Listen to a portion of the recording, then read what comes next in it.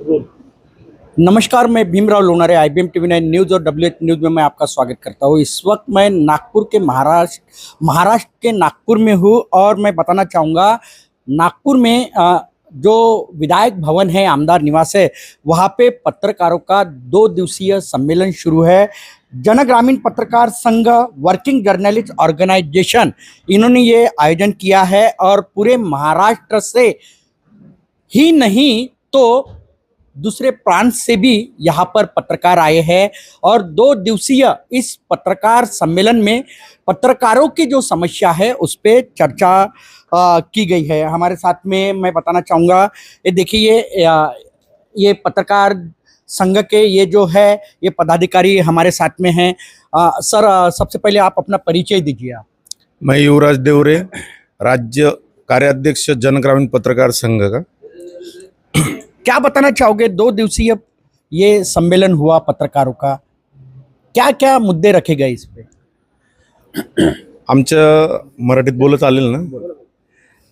पत्रकारांच्या हितासाठी जे काही आपल्याला रणनीती आखता येईल बुवा, त्यांना आवास योजनेपासून पेन्शन योजनेपर्यंत ॲक्रेडिटेशनसाठी वगैरे असे अनेक मुद्दे आहेत, एक ना अनेक मुद्दे आहेत। त्याच्यासाठी आपण दर हिवाळी अधिवेशनामध्ये आपण मोर्चा वगैरे काढून सरकारचं आपण निवेदन देत असो सरकारला।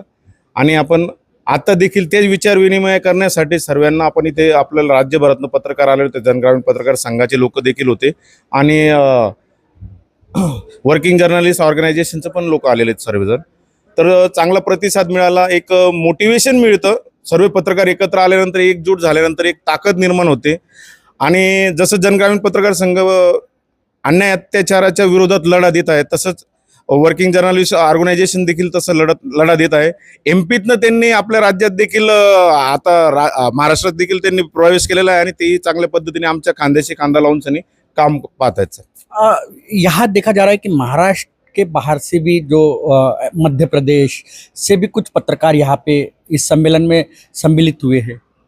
जी हाँ, महाराष्ट्र के बाहर छत्तीसगढ़ से लेके मध्य प्रदेश से भोपाल वगैरह सब यहाँ से हमारे यहाँ पे पत्रकार लोग आए थे इस अधिवेशन के लिए। और सबने जिनकी दिनचर्या में जो कुछ पत्रकारिता करते टाइम जो कुछ अनुभव आ रहे हैं, उनको जो कोई दिक्कतें आ रही है, वो दिक्कतें भी उन्होंने स्टेज पे मंच पे आके उन्होंने बयान करे हैं, यानी अपना मत व्यक्त किए इस मंच से। प्रतीक पांडे जी, आप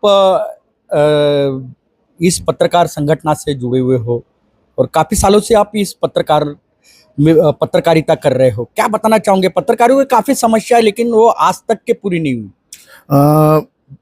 पत्रकारों की समस्या इसलिए पैदा हो रही है क्योंकि पत्रकार आज के तारीख में एकजुट नहीं है।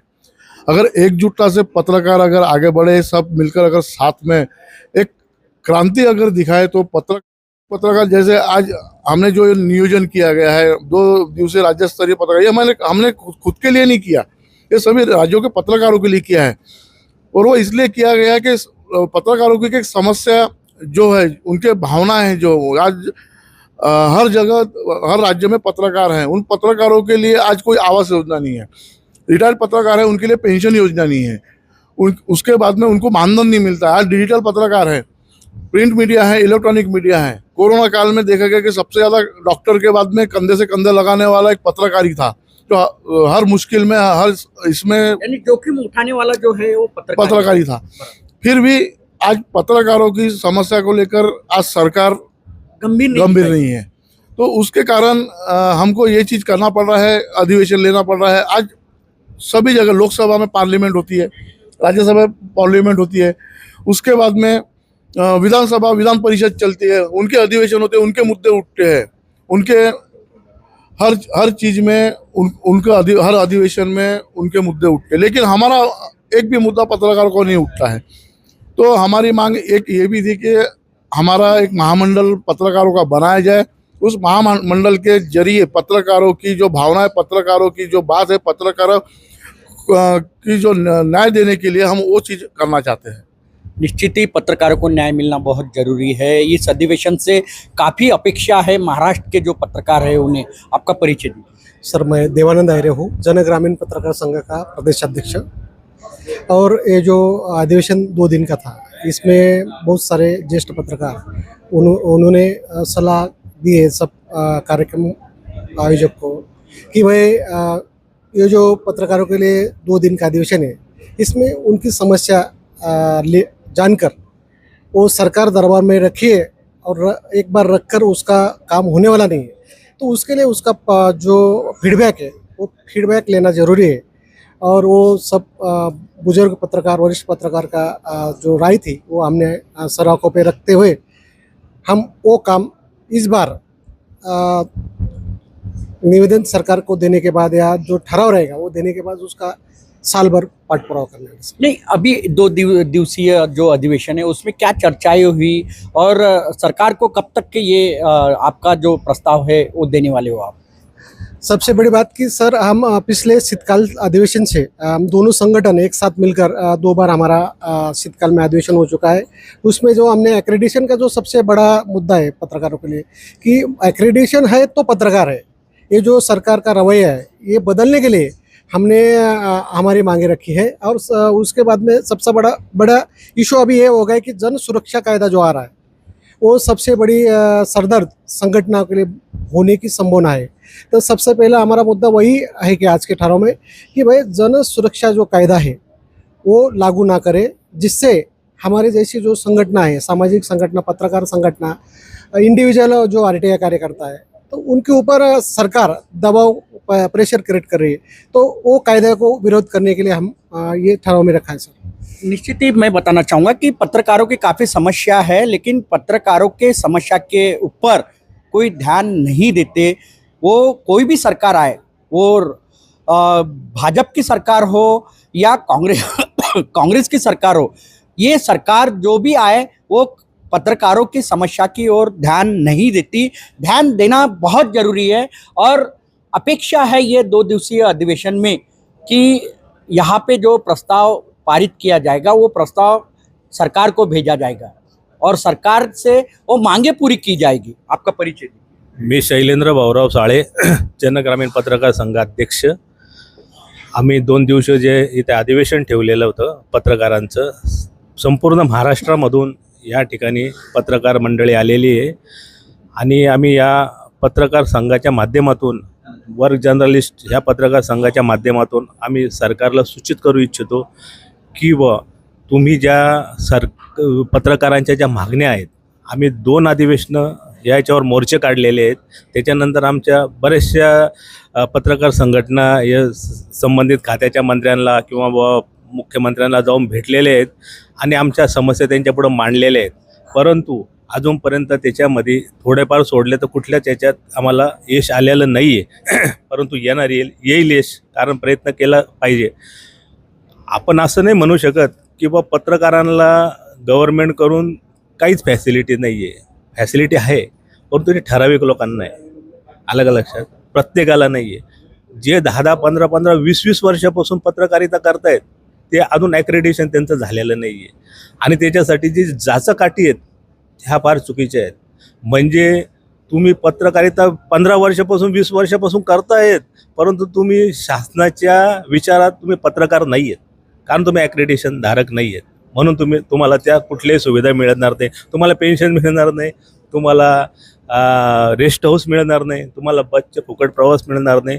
जनग्रामीण पत्रकार संघ आहे, हा खेड्यातून येणारा हा पत्रकार आहे आणि त्याला बसचा पास नाही आहे आणि राहण्याला रेस्ट हाऊसला सुविधा नाही आहे. रेस्ट हाऊस आम्हाला याच्यासाठी पाहिजे असतं की ग्रामीण भागामध्ये संध्याकाळी रात्री गाड्या जात नसतात किंवा शेवटची गाडी असते त्याची ती गाडी हुकली तर त्याला नाईलाजानी बस स्टँडवर थांबावं लागतं, म्हणून रेस्ट हाऊस पाहिजे असतं. फुकट लोक तर भरपूर रेस्ट हाऊसचा वापर करतायत, ज्यांना भरपूर आहे ते सुद्धा वापर करतायत. मग पत्रकारांना का नको? ॲक्रेडिशन हा खूप महत्त्वाचा भाग आहे आणि तो मिळाला पाहिजे. त्याच्यासाठी क्रायटेरिया लावा तुम्ही 5 वर्ष 7 वर्ष. ये अधिवेशन में आप क्या करने वाले हो? आप अध्यक्ष हो जन ग्रामीण पत्रकार संघ के, तो इसमें ये जो है एक्रेडिशन का जो मुद्दा है वो सरकार तक के कैसे पहुंचाओगे आप? हमने सर अभी ठहराव किया है और ठहराव करने के बाद में ये सब ठहराव के जो मुद्दे हैं ये मुद्दे हमने इसमें लिखे हैं और ये सब राज्यपाल, मुख्यमंत्री, अपना ये मुख्य सचिव उनके सब ये हम भेजने वाले मेल से। हाँ, ये ऐसे मुद्दे हैं जैसे पत्रकार संघाच्या 2 दिवसीय अधिवेशनामध्ये जनसुरक्षा विधेयक 2025ला विरोध करण्यात येत आहे. हे विधेयक तात्काळ रद्द करण्यात यावे. विधेयक इतकं खतरनाक आहे सर, ते वाचल्यानंतरच कळतं का हे म्हणजे तुम्ही चुकीची बातमी छापली किंवा कोणाची परमिशन न घेता बातमी छापली किंवा काय, तर तुम्हाला 250 कोटी रुपयाचा दंड सांगतायत. पत्रकार कसं काय 250 कोटी रुपये, त्याला तर राजकारणात जावं लागेल. राजकारणाशिवाय नाही ना. 250 कोटी खोके हे कसं काय शक्य पत्रकाराला? तर तो स्वतःचा कधी तो उदरनिर्वाह नीट करू शकत नाहीये, तर तो कसं कधी 250 कोटी रुपये भरणार आहे? दुसरा मुद्दा आहे पत्रकारावर हल्ला विरोधी कायद्यात कठोर अंमलबजावणी करण्यात यावी. दाखल गुन्हे जलद गती न्यायालयात ठेवण्यात यावे. जलद गती न्यायालयात ठेवा सर, अशी आमची पत्रकारांची मागणी, आणि मागणी काही चुकीची नाही आहे सर. तिसरा मुद्दा आहे कमीत कमी 15 वर्ष पत्रकारिता करणाऱ्या पत्रकाराला वयाच्या 58 वर्षात पेन्शन दिली पाहिजे सर, नियमानुसार. आणि आमचं आणखी सरकारला एक सांगणं आहे की खासदार आमदार यांना जो पगार आहे त्याच्यातली फक्त 20% सुद्धा तुम्ही कपात केली तरी पूर्ण भारताच्या पत्रकारांचे प्रॉब्लेम सॉल्व्ह होऊन जाणार आहे. त्यांना आहे ना पगार आहे, पेन्शन आहे, मग त्याच्यातले 20% कपात करा. 20% कपात करायच्या अगोदर त्यांनी 24% वाढ करून टाकली पुन्हा आमदार खासदारांच्या पगारामध्ये. तो कुठेतरी थांबला पाहिजे. तो विषय थांबवू नका, तुम्ही घ्या, परंतु 20% त्याच्यातली कपात करून पत्रकारांचे प्रॉब्लेम सॉल्व्ह करा. त्यांना मानधन द्या, त्यांना ॲक्रेडिटेशनच्या माध्यमातून त्यांना त्या सुविधा निर्माण करा. हे आमचं म्हणणं आहे सरकारला. काय वाजवी नाही आहे. दुसरी गोष्ट, जुन्या आधी स्वीकृती धोरणात जाचकाठी तात्काळ बदल करून 5 वर्षावरील नोंदणीकृत असलेल्या वृत्तपत्रांना इलेक्ट्रॉनिक मीडियातील पत्रकारांना आधी स्वीकृती मिळावी. त्यांनाही मिळावी, तेही पत्रकार आहेत, ते पण जनतेच्या मागण्या मानत आहेत किंवा जनतेच्या ज्या अडचणी समस्या असतात ते सरकारपर्यंत पोहोचवत आहेत, त्यांना सुद्धा ती आधी स्वीकृती मिळाली पाहिजे. राज्यातील पत्रकारांसाठी स्वतंत्र महामंडळाची निर्मिती झाली पाहिजे. सगळ्या समाजासाठी किंवा सगळ्या धर्मासाठी तुम्ही महामंडळ स्थापन केलेले, पत्रकारांसाठी सुद्धा एक प्रकारचं तुम्ही एक महामंडळ स्थापन केलं पाहिजे, असं आमचं जनग्रामीण पत्रकार संघ आणि आपले वर्किंग जर्नलिस्ट यांचं असं म्हणणं आहे. राज्यातील पत्रकारांसाठी स्वतंत्र महामंडळाची निर्मिती करावी. त्याच्या न्यूज पोर्टल, यूट्यूब चॅनल यांची आदर्श आचारसंहिता तयार करून त्यांना सुद्धा शासकीय जाहिराती व आधी स्वीकृती मिळावी. शासकीय जाहिराती मिळाल्या पाहिजे. जाहिराती आम्हाला मिळतच नाही आहे. आता मी सुद्धा 15 वर्षापासून माझा स्वतःचा वृत्तपत्र आहे पोलीस राऊंड, परंतु आम्हाला जाहिराती नाही आहे. कारण त्याचे इतके आणि त्याच्यानंतर जाहिराती तर नाहीच आहे. उलट त्याच्यावर अजून 18% GST लावून टाकलेलं आहे. म्हणजे जो पेपर आम्ही 5 रुपयाला विकायचं आहे त्याची छपाई 25 रुपयाला होती. कसं विकणार तो पेपर? जाहिराती नसल्यावर आम्ही काय करणार सर? हे अशा पत्रकारांच्या समस्या आहे. हाँ बोला सर. दूसरी निश्चित मैं बताना चाहूँगा कि ये 12 जो मुद्दे हैं ये थोड़े दिखाइए. ये जो 12 मुद्दे हैं, इस 12 मुद्दों पे ये 2 दिवसीय अधिवेशन में चर्चा की गई और ये जो 12 मुद्दे हैं ये काफ़ी गंभीर मुद्दे हैं जो पत्रकारों से संलग्नित है और इस मुद्दों पे ही चर्चा की गई और ये मुद्दे राज्य सरकार और केंद्र सरकार को भेजा जाएगा. आपका परिचय दीजिए. मैं Shrikant Trivedi, working journalist organisation राष्ट्रीय महासचिव हूँ. क्या बताना चाहोगे? 2 दिवसीय अधिवेशन से आपने आयोजन किया है, क्या अपेक्षा है सरकार से? पत्रकारों की जो समस्या है, पत्रकार प्रोटेक्शन एक्ट लागू करना, आवासीय कॉलोनियाँ पत्रकारों के लिए, और उसके अलावा भी पत्रकारों को जो समस्याएं आ रही है, टोल टैक्स में समस्या है, अब जैसा भाई साहब ने बताया रेस्ट हाउस वगैरह में कोई सुविधा नहीं है, तो ये सभी समस्या को सुना गया है और अपना केंद्र सरकार के पास इसके लिए हम एक ज्ञापन दे रहे हैं जिसमें हम पत्रकारों के मुद्दे लेकर जाएंगे और हम चाहते हैं कि जल्द से जल्द इन मुद्दों पर चर्चा हो और एक मंडल बने जिसपे पत्रकारों की समस्या का निराकरण होता रहे. नहीं, निश्चित ही एक अलग मंडल होना चाहिए पत्रकारों के लिए. आपकी क्या भावना है? मेरा नाम राजकमल विसेन है और मैं प्रदेश में सचिव हूँ भोपाल में. मेरा ये कहना है कि प्रदेश जितने भी हैं, हर प्रदेश की सरकार अलग अलग होती है और हमने भी यही सोच करके महाराष्ट्र के इन सब हमारे पत्रकार साथियों को जोड़ने की इच्छा रखी है कि ये हमारे साथ आएँ और हम कंधे से कंधा मिलाकर सारे राज्यों में अपना एक संगठन बना करके और फिर मोदी सरकार जो है, हमारे जो PM है, वहाँ तक हमारी बात पहुँचे. और बात जब पहुँचेगी तो कुछ तो उसमें संज्ञान में लिया जाएगा और संज्ञान में लिया जाएगा तो कहीं ना कहीं हम पत्रकार साथियों का भला भी कर पाएंगे और कोरोना काल की बात जैसे कही तो कोरोना काल में हमारे संगठन ने एक कार्य भी किया था कि बहुत सारी हम लोग ने ऑक्सीजन मशीन खरीदी थी और लोगों की मदद की थी। तो जब हम सारे मुद्दों को लेकर के जनता के बीच जाते हैं, सरकार की योजनाओं को जनता को बताते हैं, तो जनता की तकलीफ सरकार तक सुनाते हैं, तो कहीं ना कहीं हम माध्यम होते हैं। लेकिन माध्यम जो बीच का जो आदमी है वो उस तरह हो गया जैसे फुटबॉल की तरह हो गया, इधर से मारा उधर चला गया, उधर से मारा इधर आ गया, तो उसमें वो परेशान हो रहा है। और उसी परेशानियों को लेकर हमने एक संगठन की तैयारी की है और संगठित होकर हम अपने अधिकार मूलभूत सुविधाओं के लिए उनसे मांग करते हैं। हमारे साथ में जो वरिष्ठ पत्रकार है मीरे सर, वो भी हमारे साथ में हैं। उनकी भी क्या अपेक्षा है केंद्र और राज्य सरकार से, हम जानेंगे। सर बताइए, क्या अपेक्षा है आपकी? बिल्कुल बिल्कुल लोनर साहब, कौशल साहब, मैं पहले बहुत बहुत आपका स्वागत करता हूँ जिन्होंने आज आपने ये कदम उठाया, ये जो न्यूज़ बनाया और सभी दर्शकों की तरफ भेज रहे हैं। सबसे बड़ी अगर कोई समस्या है तो पत्रकारों की समस्या है। पत्रकार वो है कि सभी समाज के लोगों का जो उनके ऊपर जो भी समस्याएं होती है उनका समाधान ढूंढती है, उनके लिए ग्राउंड लेवल पे लड़ती है, प्रशासन से दो हाथ करती है और लेकिन लोगों को न्याय दिलाती है। लेकिन अफसोस के आए दिन पिछले कई देश को आज स्वतंत्रता मिलने के लिए 75 से 77 वर्ष हो रहे, बावजूद उसके कि आज भी पत्रकार पूरी तरह से पराधीन है, परातंत्र है, मतलब स्वतंत्र नहीं है। क्यों नहीं है? क्योंकि उसे पेंशन नहीं मिल रही है, उसको सिक्योरिटी नहीं मिल रही है और उनका एक समाज में जो काम करने का दायरा प्रशासन का कतई ध्यान नहीं है।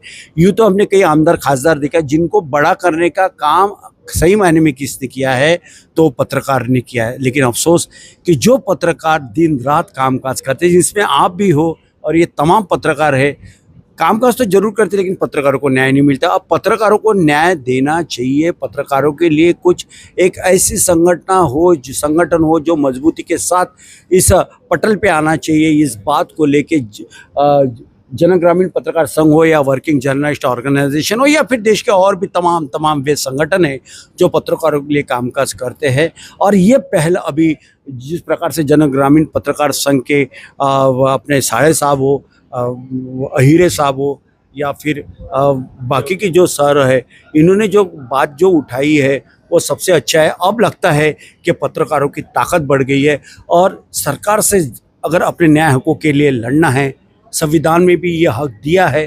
अब तक के पत्रकार इसलिए अपनी बातों को उजागर नहीं करते थे क्योंकि समाज में इतनी समस्याएं थी, लोगों की सेवा ही कर रहे थे। मगर आज जो समाज की सेवा कर रहे हैं, आज उनके ऊपर में संकट आया हुआ है। निश्चित ही मीरे जी, बहुत अच्छा आपने कहा है। मैं बताना चाहूँगा, मैं भी एक पत्रकार हूँ और पिछले 20 साल से हम लोग इस पत्रकारिता में जुड़े हुए हैं। हम लोगों को न्याय देते हैं अपने कलम से, लेकिन हमें कोई न्याय नहीं देता। इसी के लिए ये 2 दिवसीय अधिवेशन का आयोजन किया गया है। ग्रामीण पत्रकार संघ और वर्किंग जर्नलिस्ट पत्रकार संघ, इनके माध्यम से महाराष्ट्र के नागपुर में और विधायक भवन आमदार निवास में ये 2 दिवसीय अधिवेशन लिया गया है। और 2 दिवसीय अधिवेशन में 12 मुद्दे जो है रखे गए हैं और ये 12 मुद्दे काफ़ी ज्वलंत है, जो कि पत्रकारों की ये मांग है कि पत्रकारों का अलग एक बोर्ड होना चाहिए, उनको पेंशन मिलना चाहिए, एक्रीडेशन कार्ड मिलना चाहिए। एक्रीडेशन कार्ड मिलते समय ज़्यादा उसमें, यानी जो सरकार ने जो वहाँ पे क्राइटेरिया रखा है वो क्राइटेरिया ज़्यादा नहीं होना चाहिए कड़क। ऐसी सब मुद्दे, ये जो 12 मुद्दे हैं, इस 12 मुद्दों पे ये 2 दिवसीय अधिवेशन में चर्चा की गई। और ये जो 12 मुद्दे हैं ये अभी राज्य सरकार को भेजे जाएंगे, केंद्र सरकार को भेजे जाएंगे और उस पे जल्द से जल्द न्याय मिले, ऐसी मांग अब इस अधिवेशन से हो रही है। आप देखते रहिए IBM TV9 news, WH news. हमारे चैनल को लाइक कीजिए, सब्सक्राइब कीजिए, आइकॉन बेल बटन दबाना ना भूलें। धन्यवाद, नमस्कार, जय हिंद।